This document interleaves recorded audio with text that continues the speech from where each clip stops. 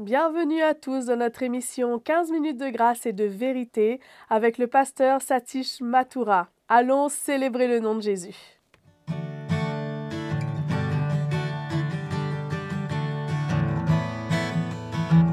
Que les cieux et la terre soient remplis de joie, que le peuple de Dieu le célèbre en chantant des louanges.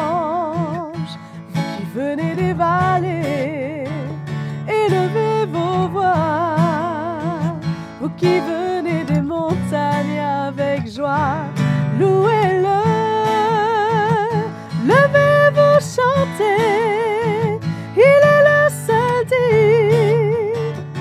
Levez-vous, chantez, adorez-le, Dieu saint, célébrez-le et louez-le. Du fond du cœur, levez-vous, chantez. Levez-vous, chantez. Levez-vous, chantez. Alléluia. Je vous laisse maintenant avec le pasteur Satish Mathura. Bienvenue dans votre nouveau numéro de 15 minutes de grâce et de vérité. Merci Maëva pour ce moment de louange et je veux vous partager encore une fois sur la croissance du chrétien et j'aurais aimé vous partager un passage dans l'épître de Paul aux Colossiens au chapitre 1er à partir du verset 9.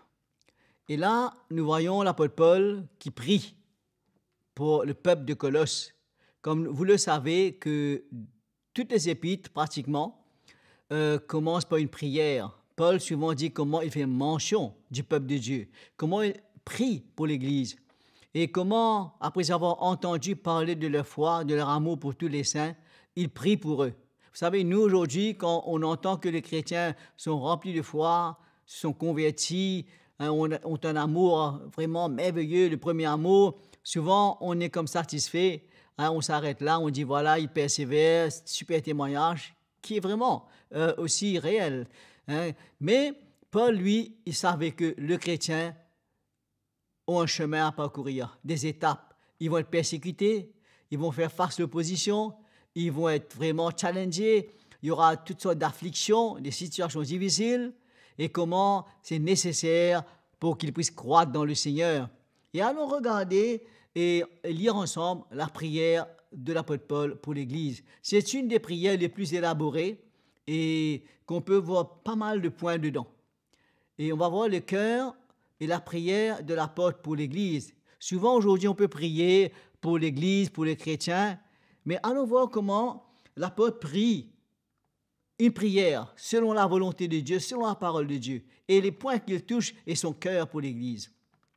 Allons lire ensemble le verset 9. C'est pourquoi nous aussi, depuis le jour où nous l'avons appris, nous ne cessons de prier Dieu pour vous et de demander que vous soyez remplis de la connaissance de sa volonté en toute sagesse et intelligence spirituelle. Marchez d'une manière digne du Seigneur pour lui plaire en tout point de vue. Portez de fruits en toutes sortes d'œuvres bonnes et croissez dans la connaissance de notre Dieu, devenant puissants à tous égards par sa force glorieuse, en sorte que vous soyez tout à fait et toujours persévérants et patients. Passage merveilleux, la grâce qu'on a de recevoir la prière de l'apôtre Paul pour le peuple de Dieu. Il dit, nous ne cessons de prier pour vous. Ce que nous demandons, c'est que vous puissiez connaître sa volonté. La prière, c'est que le peuple de Dieu, les chrétiens, arrivent à connaître la volonté de Dieu. Et c'est une chose très importante. Après notre conversion, s'il y a une chose qu'on a besoin de rechercher, c'est la volonté de Dieu, le plan de Dieu. Qu'est-ce que Dieu a pour moi? Quelle étape il a pour moi? Qu'est-ce qu'il a préparé pour moi? Et ça, c'est très important. Et de rechercher sa volonté en toute sagesse spirituelle, la Bible nous dit. D'avoir vraiment la sagesse et que Dieu ouvre notre esprit pour comprendre cela. Il parle comment il faut marcher d'une manière digne du Seigneur pour lui plaire en tout point de vue. Comment c'est important aujourd'hui pour nous les chrétiens de comprendre que la vie chrétienne, c'est pas seulement aller à l'église et d'être chrétien, d'être content, de se réjouir pour notre salut, mais il y a une marche, il y a vraiment un chemin, il y a des étapes. Et comment il faut marcher d'une manière digne du Seigneur et plaire au Seigneur et d'avoir un bon témoignage et d'être en tout point agréable au Seigneur. Je réalise comment aujourd'hui, il y a tellement de chrétiens qui aujourd'hui sont loin du Seigneur, même sont rétrogradés et ont perdu ce cœur pour marcher dans la crainte de Dieu, pour être agréable à Jésus, pour avoir un bon témoignage. C'est pourquoi Paul met l'accent, comment c'est important que le chrétien puisse marcher d'une manière digne du Seigneur, digne de cet appel pour être un chrétien et pour le servir. Il dit comment on doit porter des fruits en toutes sortes de bonnes œuvres et croître dans la connaissance de Dieu. Et comment Dieu nous appelle à porter beaucoup de fruits. Comme Jésus a dit à ses apôtres, à ses disciples, si vous demeurez en moi et que je demeure en vous, vous allez porter beaucoup de fruits et le Père sera glorifié dans le Fils. Si vous êtes attachés au cep, je suis le cep et vous êtes les sarments, vous allez porter beaucoup de fruits. Mais si vous êtes coupés et déconnectés du cep, ben vous allez dessécher et vous n'allez pas pouvoir porter du fruit. Mais là, il parle comment on va porter des fruits en toutes sortes de bonnes œuvres. Et comment le chrétien est appelé à œuvrer pour le Seigneur et à faire des bonnes œuvres. Les bonnes œuvres qu'il a préparées d'avance pour nous, pour que nous les pratiquions, comme il est écrit quelque part dans la parole de Dieu. C'est pourquoi ces bonnes œuvres, c'est les résultats de notre foi, de notre persévérance, de notre amour pour le Seigneur. C'est bien plus que faire du bien et le travail social et faire des bonnes œuvres extérieurement, mais c'est les fruits de l'Évangile en nous et qui nous emmène à être zélés pour les bonnes œuvres, à travailler pour le Seigneur et à être prêts à servir et à prendre part dans le royaume de Dieu et dans tout ce que Dieu fait. Un disciple, c'est un serviteur, c'est un ouvrier, c'est un homme qui est disponible, qui donne sa vie, qui donne son temps et qui est là pour mettre le royaume de Dieu en premier. Et sa priorité doit être l'Église et le royaume de Dieu. Son cœur doit battre pour l'Église. Et sa priorité. Et c'est ça l'enseignement que Jésus a transmis aux apôtres. Quand il a dit, cherchez premièrement le royaume de Dieu. Ne vous inquiétez pas de ce que vous allez manger, boire et vêtir, mais cherchez premièrement le royaume de Dieu et toutes ces choses vous seront données par-dessus. Dieu va s'occuper de nous, il va prendre soin de nous, il va pourvoir à nos besoins. Quand nous cherchons son royaume, quand nous donnons notre vie, notre temps, et prêts à servir les autres, être concernés par les autres.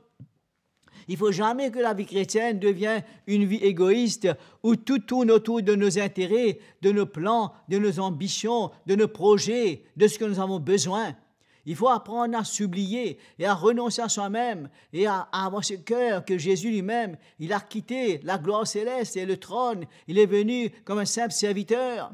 La Bible nous dit de riche qu'il était, il s'est fait pauvre. Jésus sur la terre était comme un pauvre dans un sens et qu'il est même né dans une étable. Il n'avait même pas un endroit pour reposer sa tête.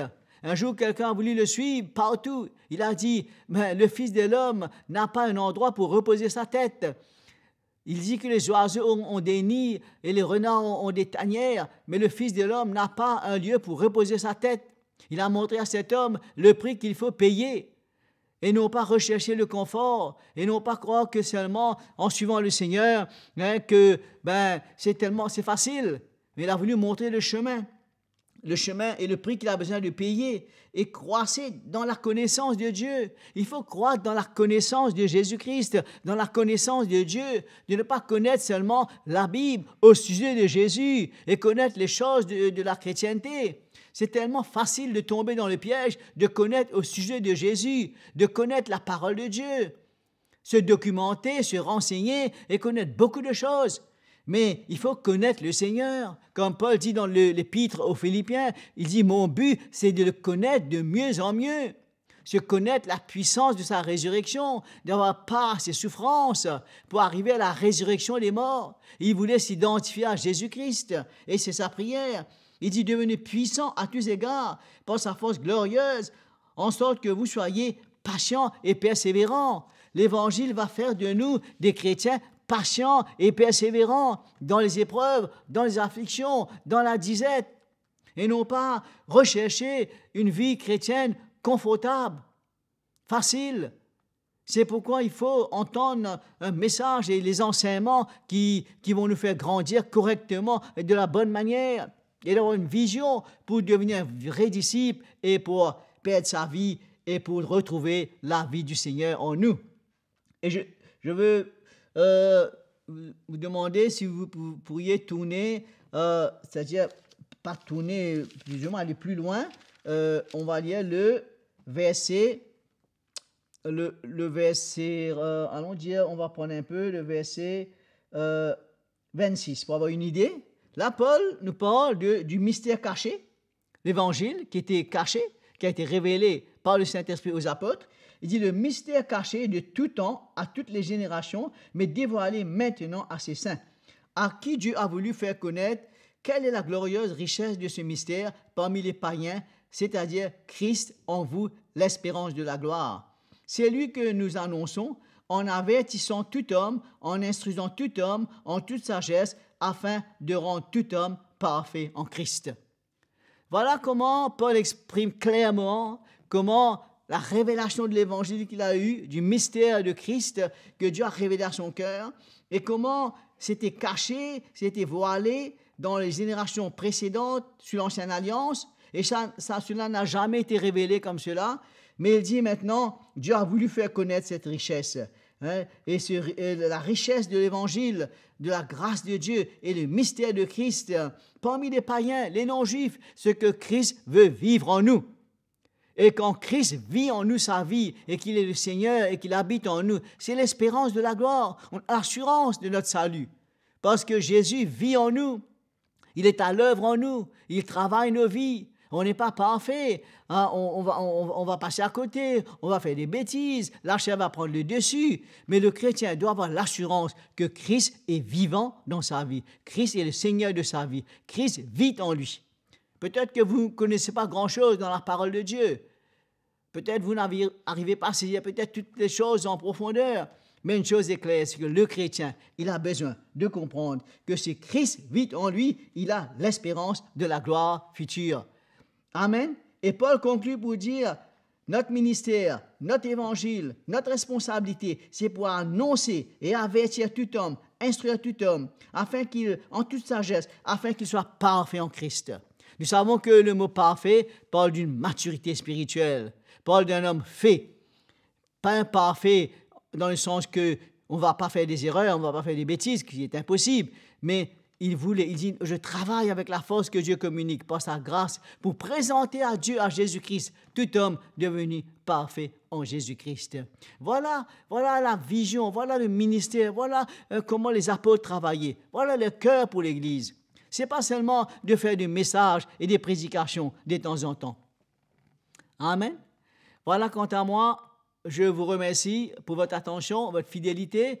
On va se retrouver certainement prochainement pour un prochain numéro. Que Dieu vous bénisse. À très bientôt. Encore une fois, nous voulons vous remercier pour votre fidélité et nous sommes persuadés que vous avez été richement bénis. Aimez, partagez cette vidéo, abonnez-vous à notre chaîne YouTube CTMI et n'oubliez pas, si vous ne voulez pas rater les prochains épisodes, cliquez sur la cloche.